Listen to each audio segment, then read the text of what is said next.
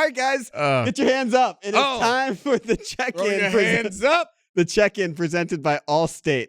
Daddy's new to this. I see Daddy doesn't know about it. Was we throwing up the rock? No. It's just Allstate. We do our simulated Allstate hands. Oh, good. The Ravens. The rock.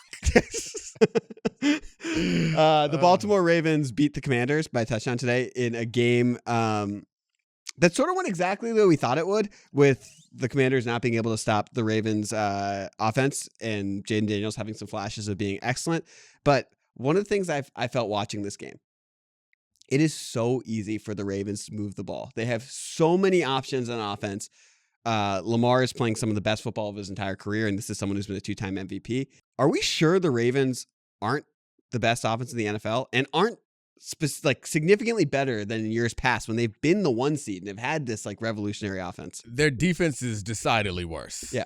Than it was last year. That concerns me. But their offense does seem, statistically, I doubt that it's better, but it seems a little bit more fluid. And what it comes down to for me is, and I've always been a bit of a Lamar defender because I was high on Lamar the draft and then he went late. So I felt really good about Lamar playing well, and when people would detract from Lamar, I'm like, come on, everyone has their shortcomings, but Lamar's happened to be kind of glaring with his accuracy. That to me seems to be the simple difference. They've always been able to create matchup advantages because of their running attack, which is because of Lamar, but when their offense is unstoppable or looks unstoppable, it's when Lamar is accurate. And that's what it seems like it's been for the last few weeks, where he is making not even really difficult throws, but he's making the right throw consistently. And it doesn't feel like he's the one pass early in this game that was slightly off target. It still could have been caught, was tipped and became an interception. But there's so many fewer of those type of plays where he just dirts a ball to somebody that's wide open or overthrows someone after he scrambles and creates a little bit of time. Those are the times when the offense gets stale. It's not because, at least in my experience, it hasn't been, or in my memory, it hasn't been because the Ravens got stopped in any way. It's those games when Lamar is just off, and he hasn't had those games anymore. I'm not sure if they're completely behind him, but he sure feels more comfortable. I think the Cowboys game was the last time that I remember. They won that game, but it was the last time I remember seeing Lamar throw a pass where I was like, he was uncertain about that. He just seems so much more confident in his throwing now, and that seems to be the difference in how this offense looks easy now to me.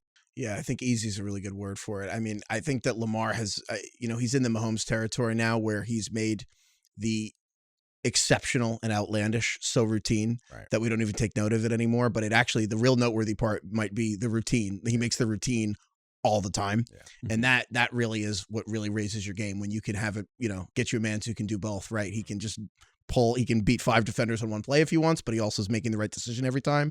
That is again, he's way better against the blitz now. I think he's been exceptional against the blitz this season, which was one of the last things people really had to throw at him. But the other element to it, I think it's underrated how much teams build themselves. The team coming into the next season is really about how the previous one ended. And the Ravens lost the AFC Championship game. Obviously, Zay Flowers, if he had made it to the end zone and L'Jarius Sneed chopped him, he would have made it. But the Ravens had the fewest carries to running backs in that game of any game in the history of the Baltimore Ravens. Jeez. 5, or it might have been 6, but it's the fewest in the history of the team. And it is not an accident that that's when they decided to go and get Derrick Henry. And you know what? People could have criticized paying all that money into a 30-year-old running back. He, so far, knock on wood, has been exactly what they wanted, which was a dude in the fourth quarter to wear other people down the way he weared us down. And it is absolutely the missing piece. I think there's a chance that Derrick Henry's going to run for 2,000 yards this year. He has 590 yards in the last 4 games. I've been working with Charlie for too long because there are you certain pointed things at me certain things that you say through the course of the show, and I'm like, oh, you're pressing Charlie's button. You're tickling Charlie just where he wants to be tickled right now. And as soon as you said, I looked, Charlie, he just call him Elmo. Yeah, I know all the spots. And I will take that bait and see your hot take and raise it. If he runs for 2,000 yards, that's a problem. You're saying it's coaching malpractice? It is malpractice. They brought him in, and I get it. It's pretty cool. It's 2,000 yards is pretty. Oh no, pretty sick. It's sick. Incredible. Yeah. It's incredible. Pretty sick. We all would enjoy seeing it, but we have to remember that the reason why the Ravens brought him in, the Ravens are, since Lamar's been there, they've been kind of championship or bust. and this is another season where it's championship or bust.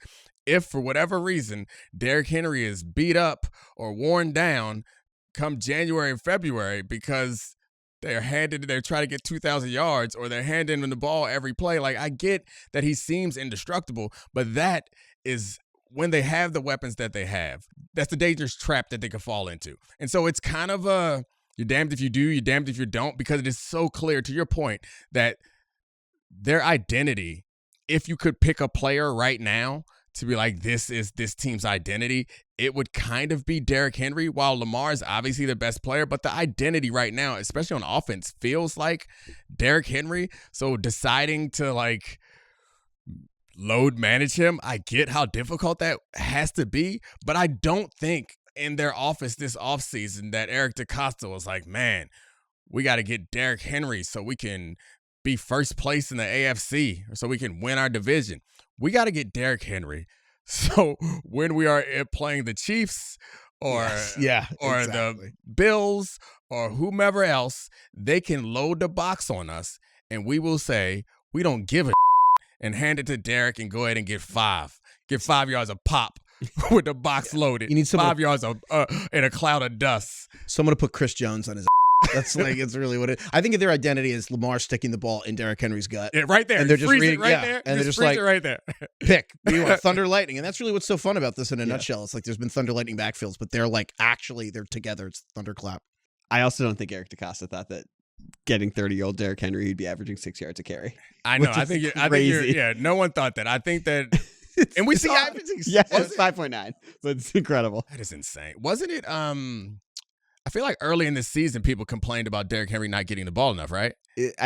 In the first 2 games, also, he was really not used on every possession. It was like, the Chiefs game, they threw a lot because they couldn't block with that so they had Justice Hill out there a lot, and they couldn't run block really at all.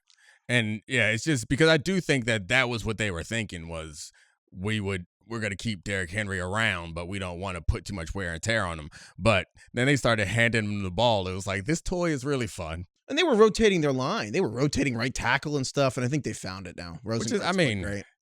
Issues with your line, all the more reason to give the ball to Derrick Henry. Yeah. So, like, he's the one guy in all of football.